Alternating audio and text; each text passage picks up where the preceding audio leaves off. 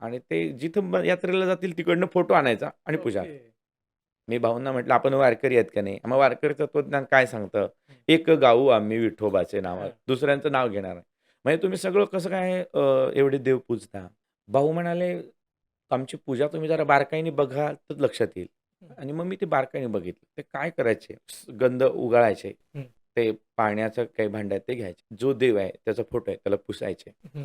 त्याचं नाव घ्यायचे. त्याला गंध लावायचे. भैरवनाथा, भगवंता, अरे पंढरीनाथा मायबापा त्याला गंध लाव. हां. ज्योतिबाला गंध लावायचे. ज्योतिबा राया भगवंता, अरे पंढरीनाथा मायबापा. हे करत करत तुकाराम महाराजांना गंध लावायचे. अगदी तुकाराम महाराजा, अरे भगवंता पंढरीनाथा. म्हणजे सगळ्यांमध्ये ते शेवटी पांडुरंगाला. पंढरीनाथच पाहायचे.